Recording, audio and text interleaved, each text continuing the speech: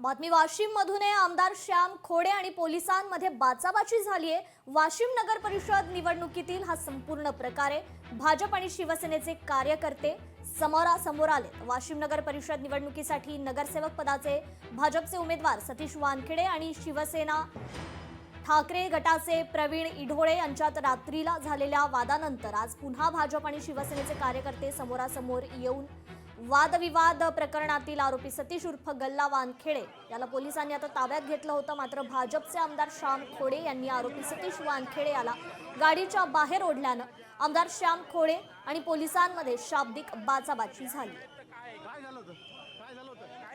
या संदर्भात आपण अधिक अपडेट घेऊयात आपले लोकशाही मराठीचे प्रतिनिधी गोपाल व्यास यांच्याकडून। गोपाल, आता ही संपूर्ण परिस्थिती नेमकी तिथे कशी आहे? पोलिसांनी ही संपूर्ण परिस्थिती नियंत्रणात आणली आहे का? हा वाद नेमका का झाला?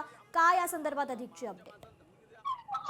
नक्कीच वाशिम नगर परिषद निवडणुकीसाठी नगरसेवक पदाचे भाजपचे उमेदवार सतीश वानखेडे आणि शिवसेना उबाटा गटाचे प्रवीण इडोळे यांच्यात रात्रीला वाद झाला होता आणि वादाच्या नंतर पुन्हा आज भाजप आणि शिवसेने कार्यकर्ते समोरासमोर येऊन हा वाद झाला। या प्रकरणातील जे आरोपी होता सतीश उर्फ गल्ला वानखेडे याला पोलिसांनी ताब्यात घेतलं होतं। मात्र भाजपचे आमदार श्याम खोडे यांनी हस्तक्षेप करत त्या आरोपीला पुन्हा पोलिसांच्या गाडीतून बाहेर काढलं आणि पोलिसांची हुज्जतबाजी करत त्यांनी आरेरावी केली पोलिसांची। जी, निश्चितच गोपाल, खरं तर आता त्या ठिकाणची परिस्थिती नेमकी कशी आहे? हे जे तणावपूर्ण वातावरण त्या ठिकाणी निर्माण झालं होतं, पोलिसांना हा जमाव पांगवण्यात यश आलेलं आहे का? हे तणावपूर्ण वातावरण आता शांत करण्यात यश आलंय का? सध्याही तणावपूर्ण वातावरण आहे आणि आता पोलिसांचं जी चमू आहे ती या ठिकाणी घटनास्थळी दाखल झालेली आहे आणि कडक पहारा जो या ठिकाणी देण्यात येतोय। जी, निश्चितच गोपाल, खरं तर मतदान प्रक्रिया संपूर्ण त्या ठिकाणी कशा प्रकारे सुरू आहे?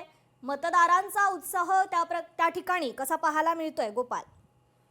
या ठिकाणी जर पाहिलं तर मतदार जे ते मतदान केंद्रावर मतदान करायला येत आहेत, मात्र त्यांच्या मनात बी भीती आहे की नेमकं तिथं वाद सुरू आहे, त्यामुळे आपण जावं की नाही हा एक प्रश्न मोठा या ठिकाणी उपस्थित होतोय। निश्चितच गोपाल, धन्यवाद आपण दिलेल्या सविस्तर अपडेट संदर्भात।